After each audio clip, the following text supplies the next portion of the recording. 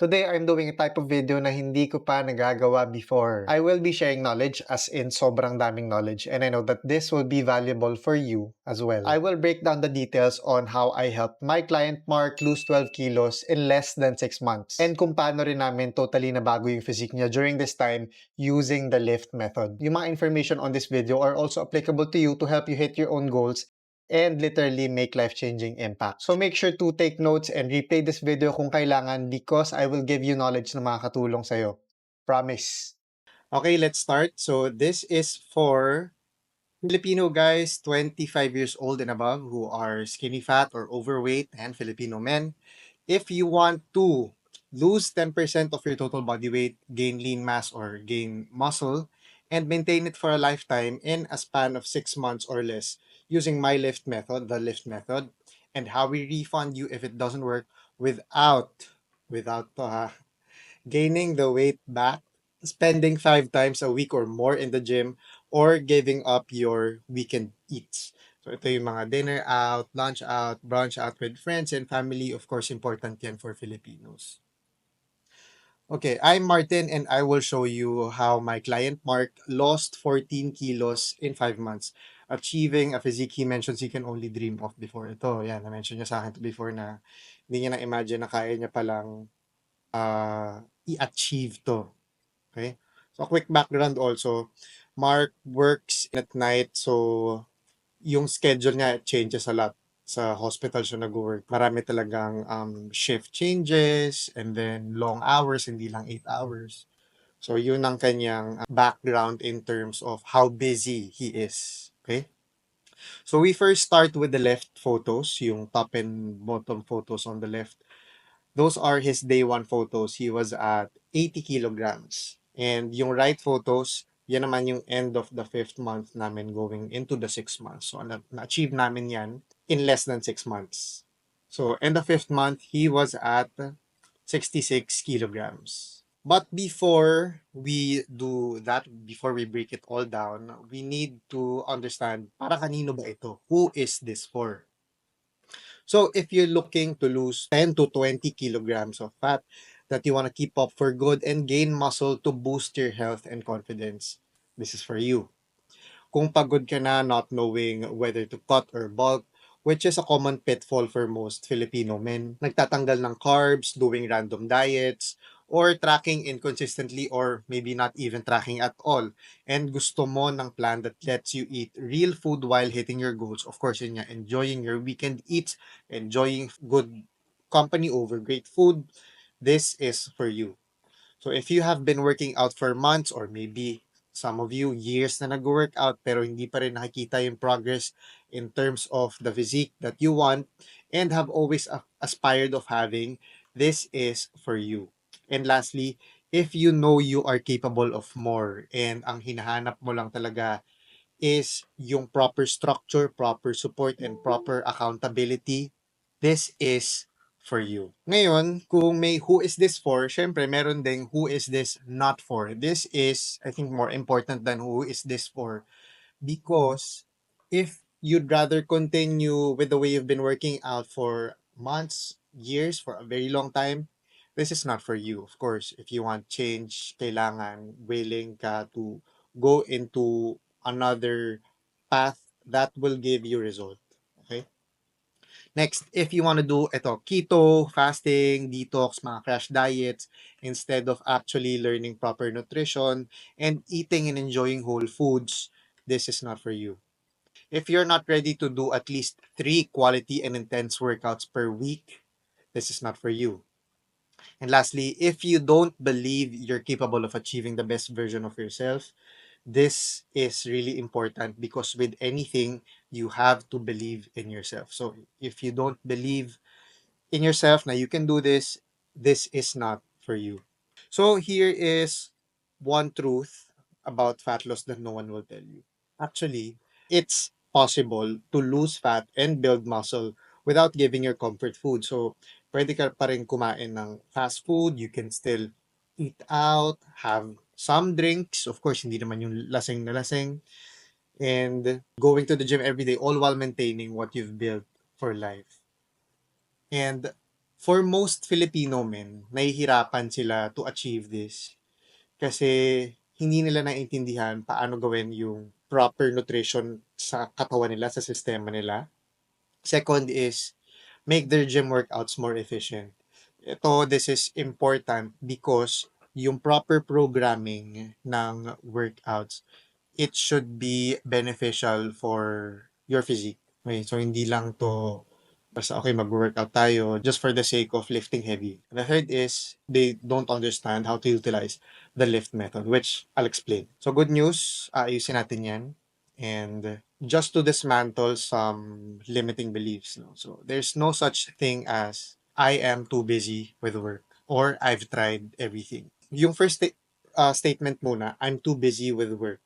With this, like yung nasabi kong background ni Mark, si Mark sobrang busy din niya with work. But he understood na health has to come first because if compromised yung health mo, paano ka magtatrabaho? Same with like your relationship, personal relationships.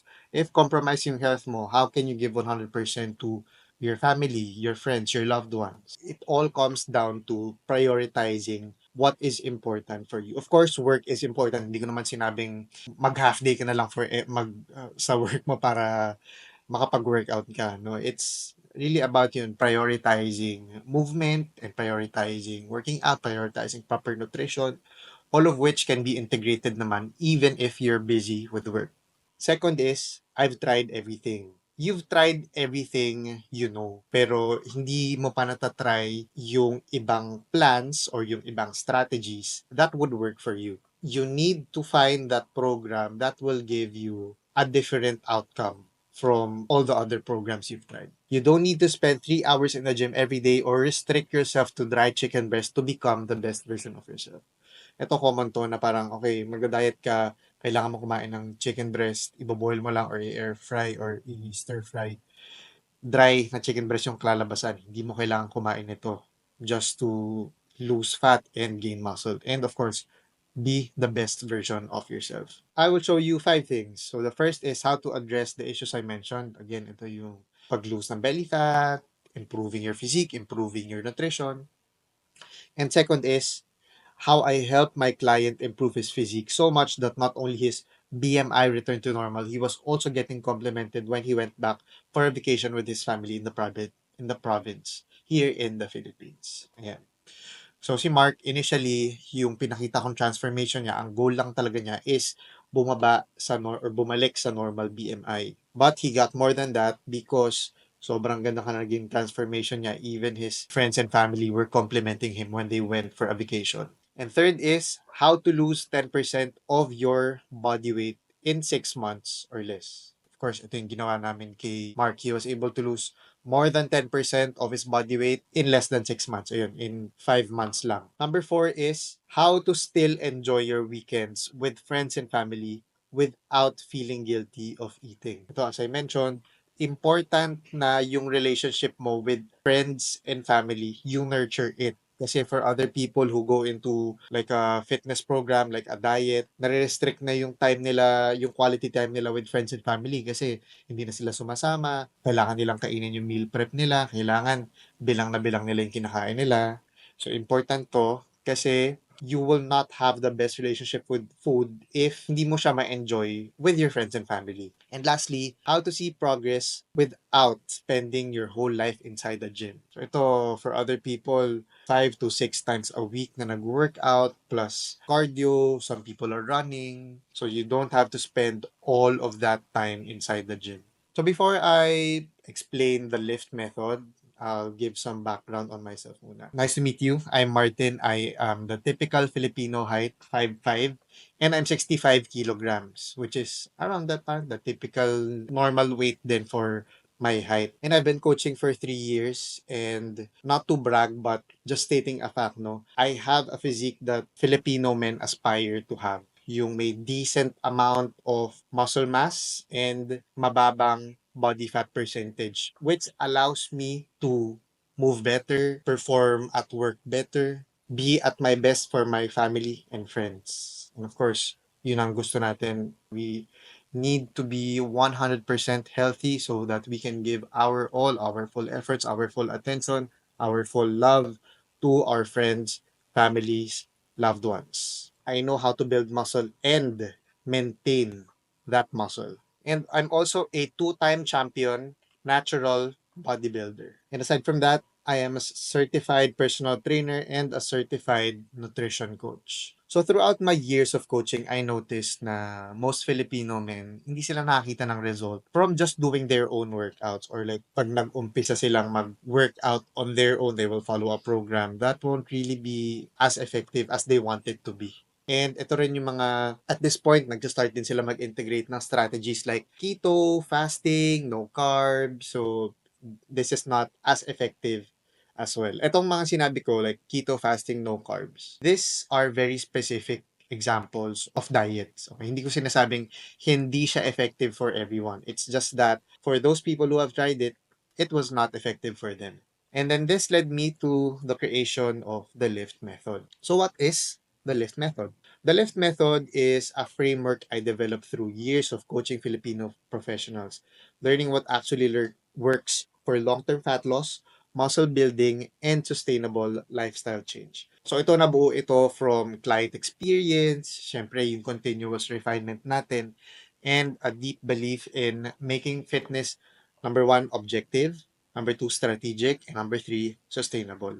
In the next few slides, I'll be showing you what the lift method actually entails, yung step-by-step niya, para maintindihan nyo rin kung paano ako nakakuha ng results with all the clients here using the lift method.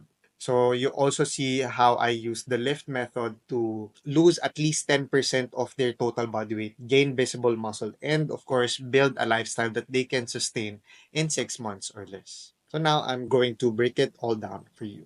So the lift method has 4 pillars: learn, intensity, fuel, and transform. First is learn. Of course, important ang knowledge. So lahat ng dumadaan sa program, they all learn the concepts of training, nutrition, and important rin ang mindset, para nawawala na yung trial and error natin, nawawala na yung guessing, and to actually see progress. The next pillar is intensity. So dito, we have to train and move with intention and intensity. So we have to make sure that yung workouts na ginagawa natin or yung movements na ginagawa natin sa gym may intensity. And by intensity, I mean literal, nahihirapan ka dapat. Hindi to magbubuhat ka lang for the sake of, makatapos ka ng isang set na 12 reps. Tapos magpo-phone ka na for 5 minutes. This is not that. Yung training program na ginagawa natin, it has to be intentional. And of course, yung intensity should be up here. Mataas dapat. Each session is built to push you and of course, improve your strength. The third pillar is fuel. Ito important din to kasi nutrition is 80% of the progress you want.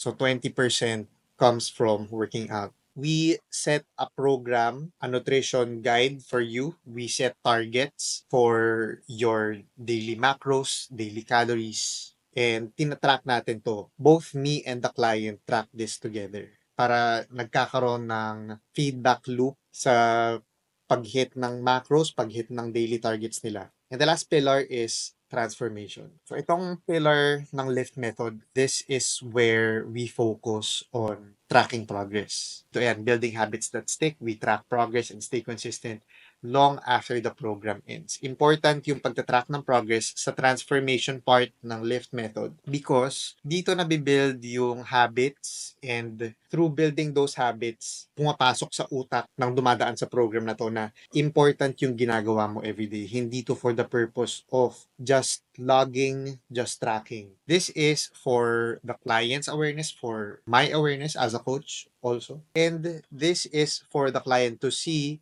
yung changes na nangyayari sa kanila on a daily basis, on a weekly basis, on a monthly basis. So let's dive in on the first pillar, which is learn. So before, stuck siya in a cycle of random workouts, crash diets, and of course, ito nga, trial and errors.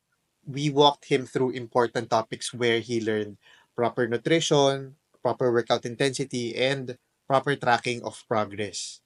Para nga wala na yung trial and error na part on his end.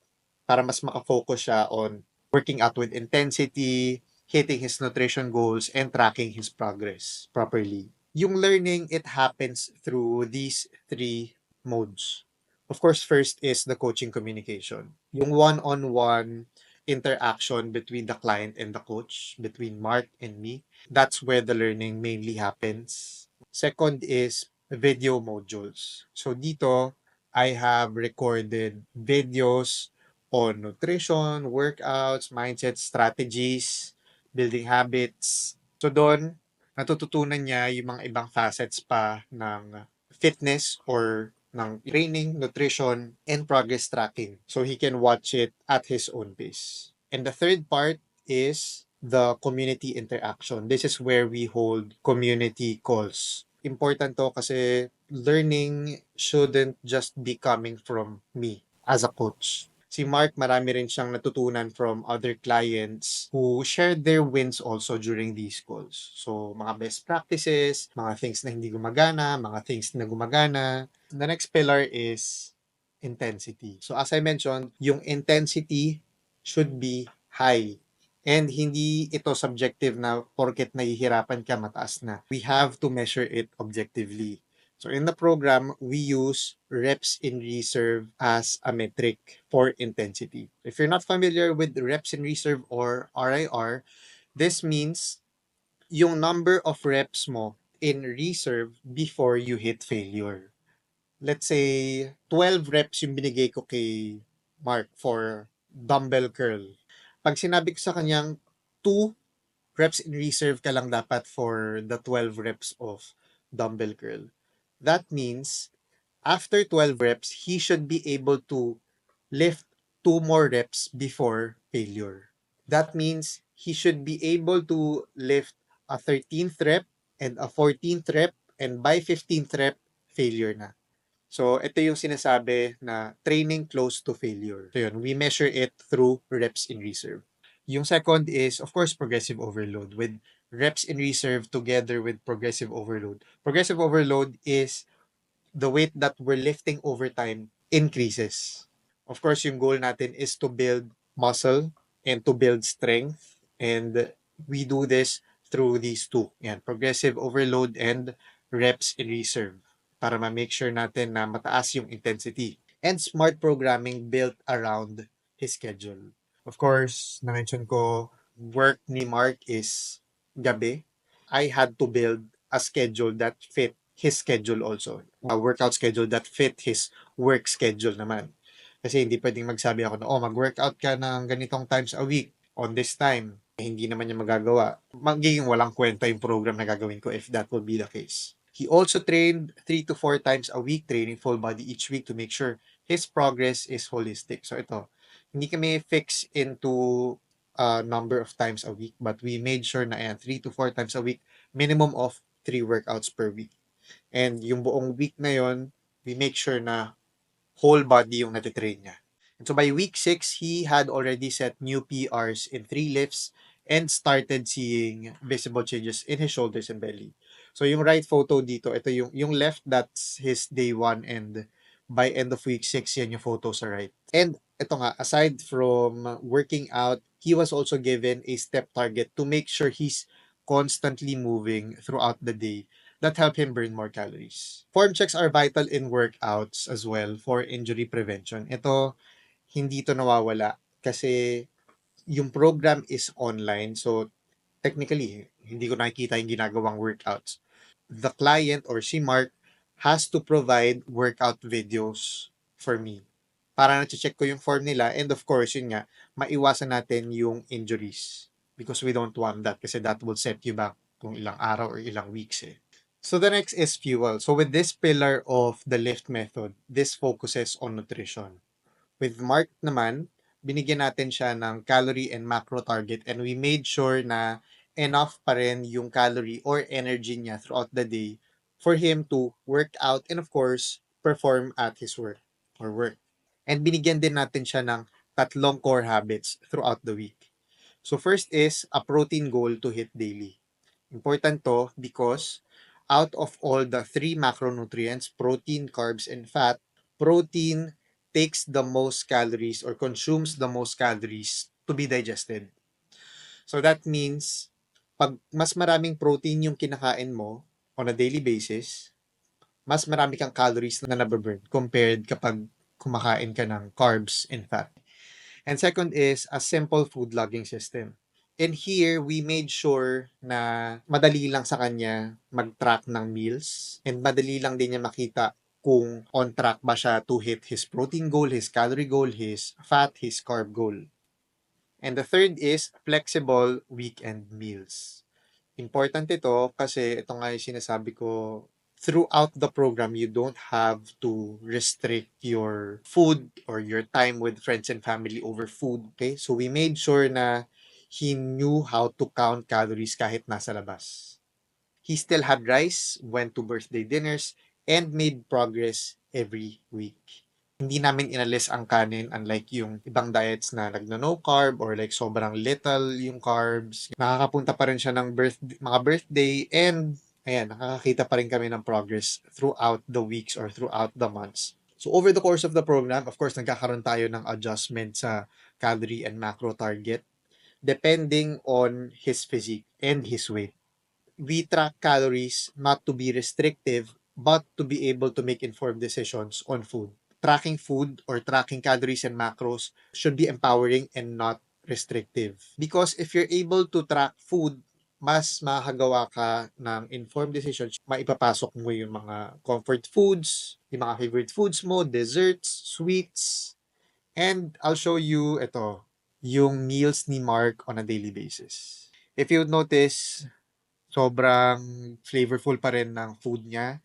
Ayan, hindi naman nawawala yung mga flavoring like may oyster sauce pa, may magic sarap, may mga spices pa siya dito. So, important na even if we are tracking macros, you are still enjoying the food that you're eating. And the last pillar is the transformation. So Mark started at 80 kilograms and finished at 66 kilograms. Tinrack namin yung progress niya with these clear objective measures. Number one is daily weigh-ins or ito yung magtitimbang ka in the morning to spot trends, okay, and not to panic over fluctuations.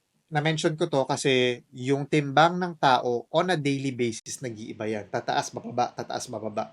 But we do the daily weigh-ins to spot trends. So kahit nataas baba yan on a daily basis, if we look at it or on like a weekly basis or on a monthly basis, doon natin nakikita kung pababa siya over time, pataas, or nagme-maintain lang. Yung second is weekly physique updates to track visible changes. Important to, yung weekly updates, because dito ko nakikita yung progress ni client or progress ni Mark without seeing numbers and graphs lang. So dito ko nakikita literal yung changes kung lumiliit ba yung chan, lumiliit yung braso, pumapasok na ba yung double chin, maakit na ba yung double chin dito, nagka-tighten na ba yung jawline. And the third is tracking recovery. So maraming facets ng recovery like rest times in between sets sa workouts, rest days in between workout days, and of course, hours of sleep per night. We have to make sure yung stress na nilalagay natin sa katawan mo is enough for you to lose fat and not to hold on to fat. Kasi pag masyado kang stressed or pag kulang ka sa tulog, that will affect fat loss and muscle growth as well. So itong mga habits na na-build namin during the program were key to his transformation.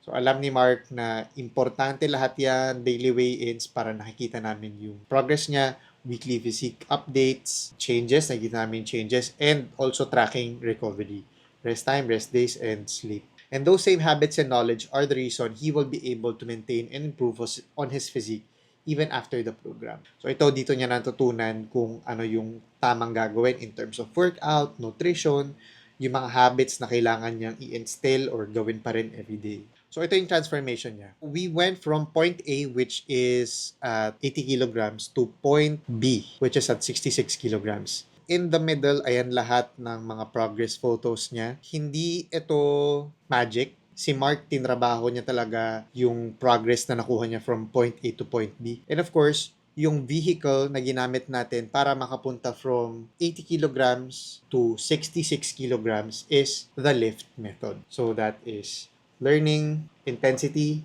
fuel, and transformation. Important yung apat na yon para magawa yung point A to point B na transformation.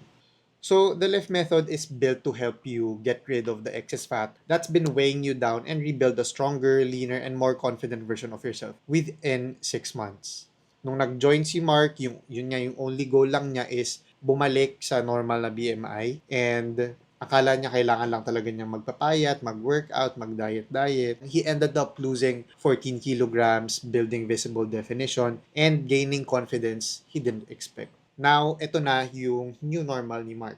Now that you know how the lift method works, here is my offer for you. So if you're skinny fat or overweight Filipino man over 25 and are tired of not being able to lose love handles, belly fat, your skinny fat, your back rolls, and of tired of trying diets and programs that never stick. And if you're ready to look better without your shirt, of course, to be confident in your own skin pag pumupunta sa beach, and you're ready to commit to finally making visible and lasting changes, and you're willing to follow a structured plan for busy people like you.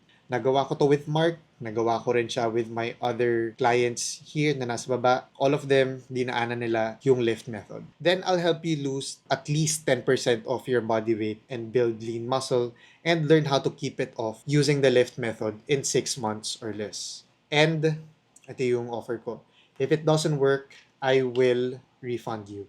So I will personally help you lose 10% of your body weight, mag-gain ng lean mass, lose fat, and learn how to keep it off for good. Hindi yan babalik dapat in 6 months or less.